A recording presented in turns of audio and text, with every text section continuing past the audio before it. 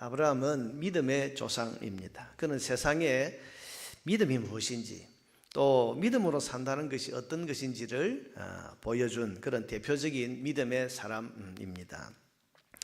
그런데 막상 우리가 성경에 나타난 그의 삶을 들여다보면 그가 늘 믿음으로만 살았던 것 같지는 않습니다. 하나님을 못 믿을 때도 있고 또 불신자와 다름없는 삶을 살 때도 많았습니다. 심지어는 이게 믿음으로 사는 사람 맞나 싶을 정도로 파렴치하게 거짓말을 하거나 또 자기 아내를 팔아 목숨을 부지하는 용렬한 모습까지 보이는 것을 볼 수 있습니다. 오늘 본문이 바로 그런 내용입니다. 여러분 오늘 본문을 보면요, 그는 먼저 믿음을 저버렸습니다. 10절에 보니까 그 땅에 기근이 들었으므로, 그 땅이 어디입니까? 가나안 땅. 하나님께서 복 주심하고 약속하신 땅인데 그 땅에 기근이 들었을 때 그는 미련 없이 그 하나님의 약속과 믿음을 저버리고 애굽으로 내려갑니다. 거기다가 둘째로 자기 목숨을 위해서 아내를 팔아버립니다. 11절과 13절 보면 그가 애굽에 가까이 이르렀을 때에 그의 아내 사레에게 말하되 내가 알기에 그대는 아리따운 여인이라. 애굽 사람이 그대를 볼 때 이르기를 이는 그의 아내라 하여 나는 죽이고 그대는 살리리니 원하건대 그대는 나의 누이라 하라. 그러면 내가 그대로 말미암아 안전하고 내 목숨이 그대로 말미암아 보존하리라. 자기 목숨을 위해 아내를 판다. 이게 아내를 팔았다고 할 수 있을까? 근데 16절을 보면 이게 아내를 판 결과라는 걸 알 수 있습니다. 16절 이에 바로가 그로 말미암아 아브라함을 후대함으로 아브라함이 양과 소와 노비와 암수 나귀와 낙타를 얻었더라. 여러분 이게 아내를 팔아서 목숨 건지고 재물을 얻은 게 아니면 뭐겠습니까? 이런 것은 우리가 뭐 신자 불신자 뭐 믿음의 문제 정도가 아니라 이건 인간됨의 문제고 또 부부간의 신의에 대한 문제 아닙니까? 이런 사람을 과연 믿음으로 살았다고 말할 수 있을까? 더군다나 그는 이 계획을 위해서 거짓말을 했습니다. 12절 13절에 있는 것처럼 당신은 나의 누이라고 하고 나는 그의 어랍이라고 해라. 이렇게 하면서 물론 뭐 엄연하게 따져보면 이걸 뭐 굳이 따져보자면 뭐 인척관계니까 이렇게 말하는 것이 거짓말 아닌 거 아니냐 그렇게 하지만 여러분 이것은 의도된 계획된 남을 속이기 위한 그런 거짓말입니다. 작정하고 속이는 계획된 거짓말 아닙니까? 자 여러분 이게 다 뭐 때문에 행한 일이겠습니까? 살자고 한 일입니다. 목숨 부지하려고 한 일입니다. 근데 여러분 아브라함의 목숨, 아브라함의 그 생사 그게 누구의 손에 달려 있습니까? 그에게 복 주시겠다고 그를 부르신 전능하신 하나님의 손에 그의 목숨이 달려 있지 않습니까? 여러분 전능하신 하나님께서 지키겠다고 하시면 지켜지는 거고 아무리 어려운 상황에서도 하나님께서 복 주시겠다고 하셨다면 여러분 기근이 아니라 천지개벽할 일이 일어난다고 해도 복을 받고 안전해질 수 있는 것입니다. 그러니 다른 누가 아닌 전능하신 하나님께서 그를 부르셨고 그 하나님이 그에게 약속을 하셨다면 무조건 믿고 기다렸어야 했습니다. 그게 믿는 거고 그것이 믿음으로 사는 거 아니겠습니까? 여러분 믿음은 무조건입니다. 조건을 달면 안 됩니다. 평안하고 형통할 때만 믿음으로 살고 기근이 오고 풍랑이 올 때는 믿음을 저버리고 이렇게 돼서는 안 됩니다. 무조건입니다. 맑은 날에도 믿음으로 살고 그리고 비바람이 부는 그런 날에도 믿음으로 무조건 살면서 하나님의 손을 기다려야 하는 겁니다. 여러분이 가나안 땅에 기근이 왔을 때 아브라함이 정말 믿음으로 살았다면 그래서 무조건 이 기간 속에서도 나는 무조건 하나님의 약속을 믿고 기다릴 거야 하면서 기다렸다면 어떻게 되었을까요? 그가 굶어 죽었을까요? 그렇지 않습니다. 광야에서 만나를 40년 동안이나 200만 이스라엘 백성에게 먹여주셨던 그 하나님께서 그냥 두셨겠습니까? 반석에서 터져나오는 그 물을 40년 동안이나 200만 명이 넘는 그 이스라엘 백성들에게 마시게 하신 그 하나님께서 여러분 그가 이 기근 속에서 하나님이 복 주신다고 하신 이 땅에서 굶어 죽고 말라 죽도록 그렇게 하셨을까요? 그렇지 않습니다. 어떤 방법으로든 하나님께서는 그를 먹이고 또 마시게 하고 살려주셨을 겁니다. 이런 믿음으로 기근이 든 그 땅을 그가 떠나지 않았다면 그가 약속하신 하나님을 정말 무조건 믿고 기다렸다면 아마도 아브라함은 후세 사람들이 두고 이야기할 만한 놀라운 기적을 거기서 체험했을 수도 있습니다. 그러면 우리는 이 성경에서 아브라함이 이 기근 속에서 하나님의 그 기적적인 은혜를 경험했다는 그런 또 다른 내용을 보면서 하나님을 찬양하고 그렇지 않겠습니까? 우리의 삶도 그렇죠.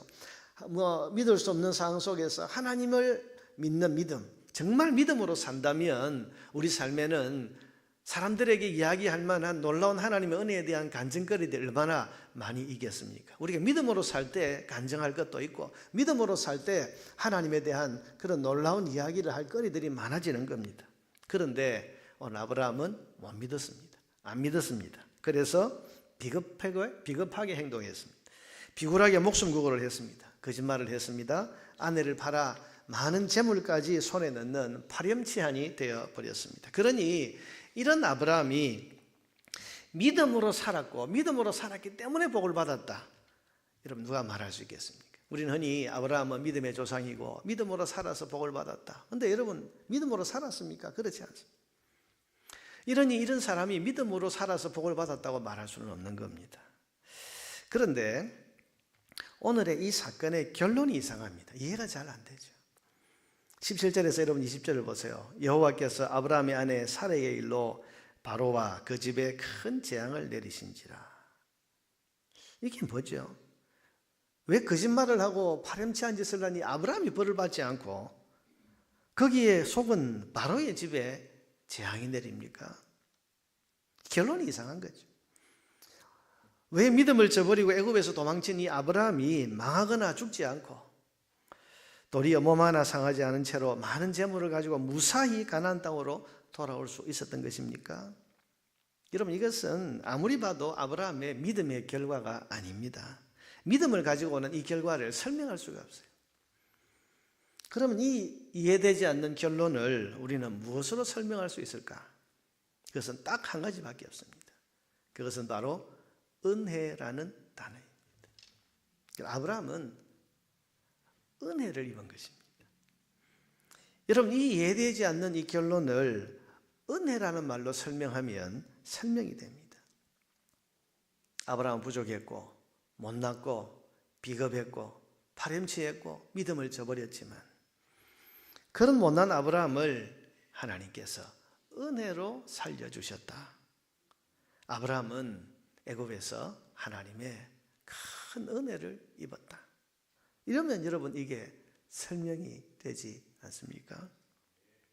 아브라함은 은혜로 살아나게 된 것입니다.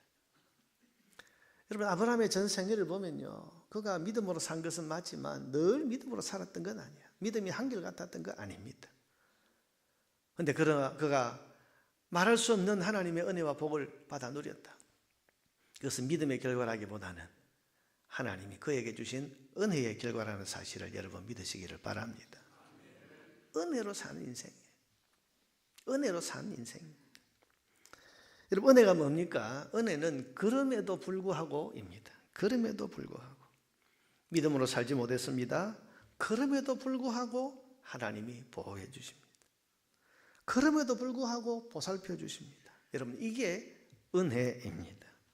거룩하게 살아가는데 실패했습니다. 의지를 가지고 내가 거룩하게 살아야지 그랬는데 실패했습니다. 죄를 지었습니다. 유혹에 넘어졌습니다. 그래서 이런 나에게 벼락이 떨어지고 망할 줄 알았는데 그럼에도 불구하고 하나님께서 위로해 주십니다. 도리어. 괜찮다.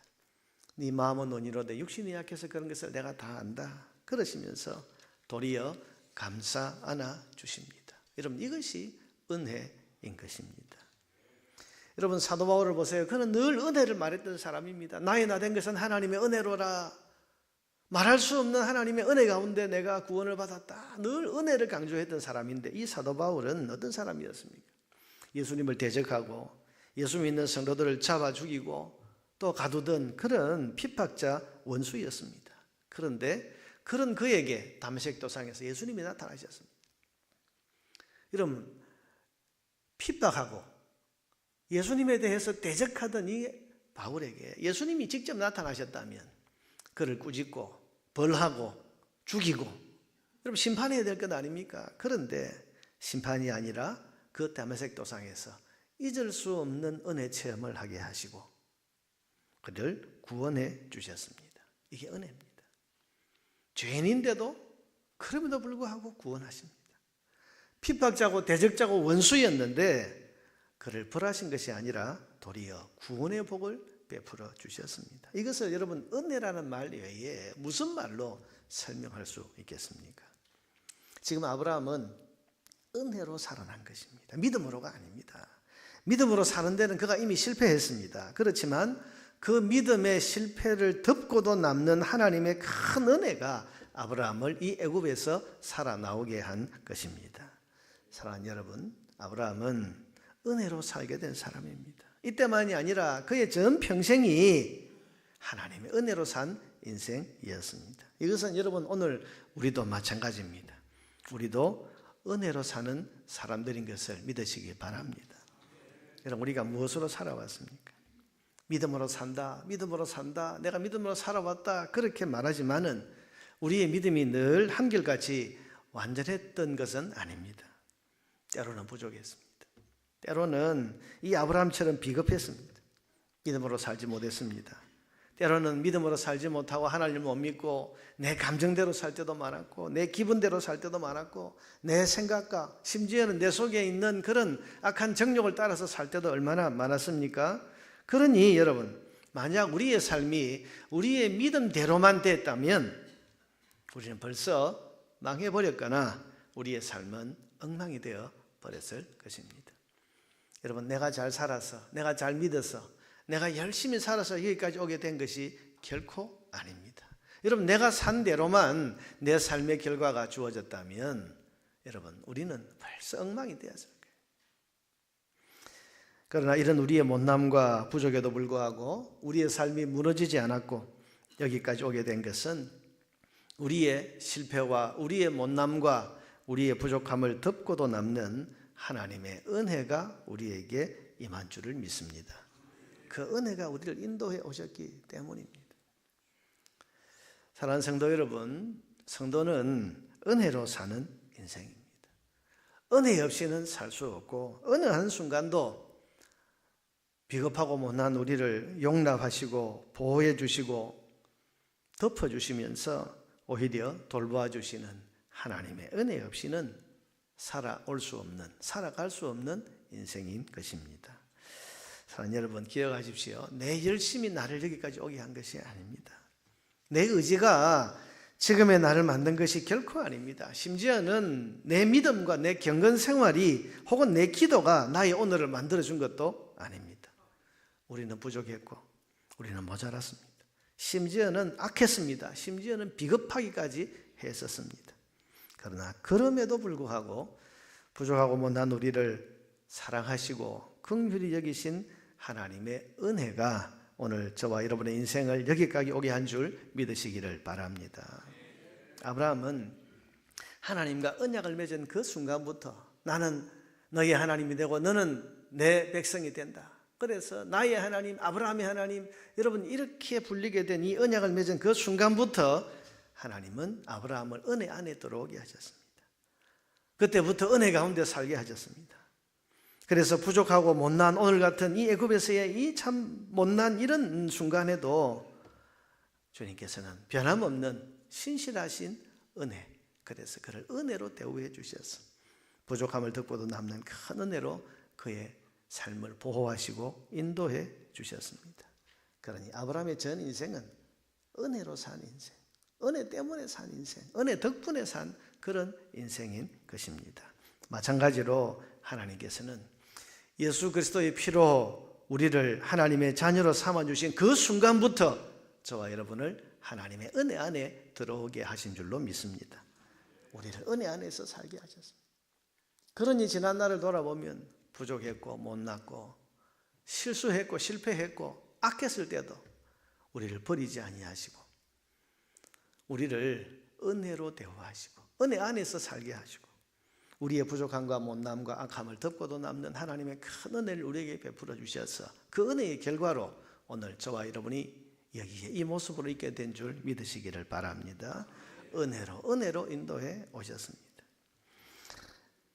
부족하고 못나고 믿음으로 살지 못했을 그때조차도 여전히 신실하신 하나님, 여전히 변함없으신 우리 아버지 하나님께서 은혜로 나의 생을, 우리의 생을 인도해 오셨다는 사실을 우리는 늘 기억하면서 하나님, 지금까지 하나님의 은혜로 살았습니다. 내가 잘났어, 내가 수고해서, 내가 열심히 살아서 여기까지 오게 된 것이 아니고 돌아보면 하나님의 은혜 없이는 살 수 없었고 은혜로 여기까지 오게 된 것을 분명히 믿습니다. 이 고백이 우리에게 있어야 할 것이고, 이번 특별 새벽 기도의 기간 동안 하나님 지금까지 은혜를 주셔서 은혜로 인도해 주신 것을 감사합니다. 그 감사의 찬양을 올려드리고, 이 특별 새벽 기도의 기간 동안 이 주제를 마음에 늘 새기면서 은혜로 살아왔으니 지금부터도 하나님의 은혜 없이는 살 수 없습니다 라고 겸손히 하나님의 은혜 앞에 고개 숙이면서 하나님의 은혜를 사모하고 하나님의 은혜를 의지하고 그 하나님의 은혜를 믿는 믿음 가운데 살아갈 수 있게 되기를 바랍니다. 하나님 한 번도 나를 실망시킨 적 없으시다. 여러분 이 찬양을 같이 한번 불러볼까요? 하나님 한 번도 나를 실망시킨 적 없으시고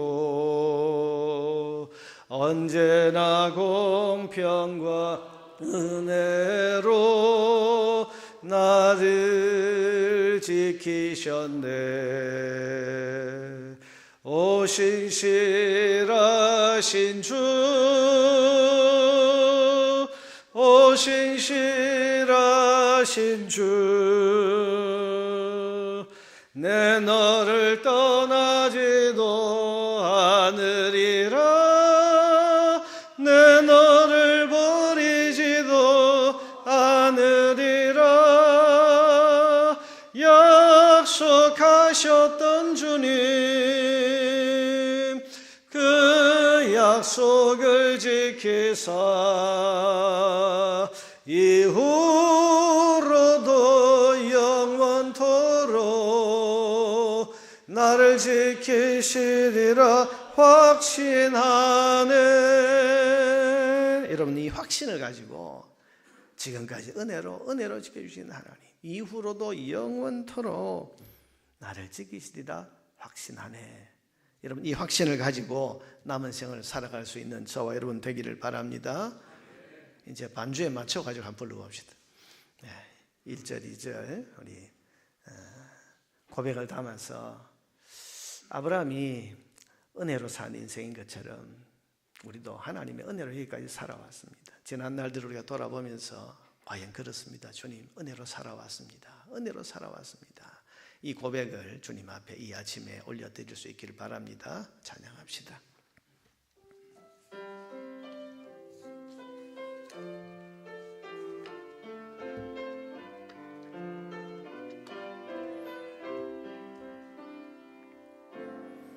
하나님 한 번도 나를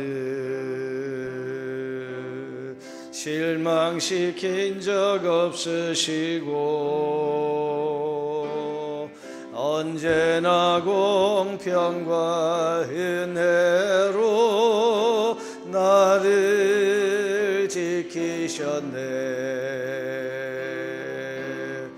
오 신실하신 주, 오 신실하신 주, 내 너를 떠나지도 않으리라,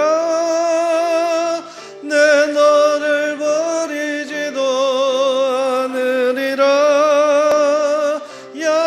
약속하셨던 주님, 그 약속을 지키사 이후로도 영원토록 나를 지키시리라 확신하네. 지나온 모든 세월들 돌아보아도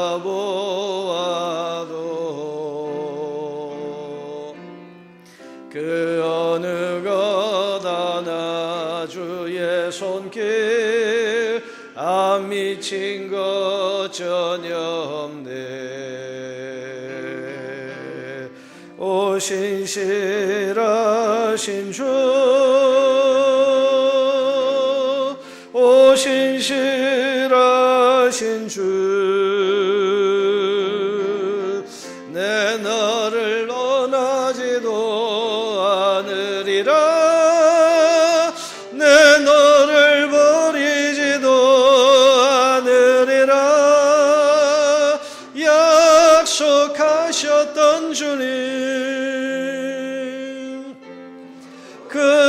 약속을 지키사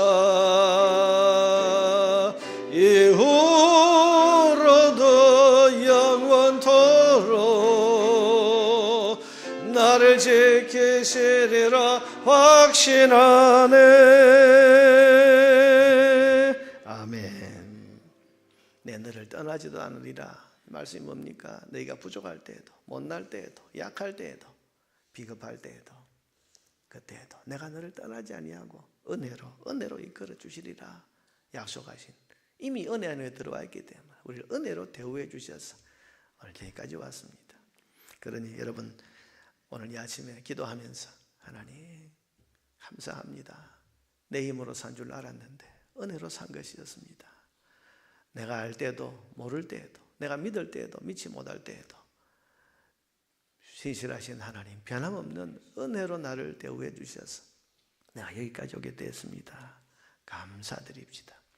70년을 맞은 우리 교회, 70년 세월, 누구의 힘과 누구의 의지, 누구의 열심 물론 있었지만 그 모든 것보다 제일 중요한 것이 은혜 없이는 오늘 여기까지 우리 교회가 올 수 없었을 것입니다. 하나님, 70년 세월 모든 것이 은혜입니다. 감사드립시다. 어려울 때도, 힘들 때에도, 환난의 때에도 주님 은혜로 이끌어 주셨습니다. 오늘 감사하면 좋겠어요. 감사의 기도를 드리시고, 이후로도 영원토록 나를 지키시리라 확신한다.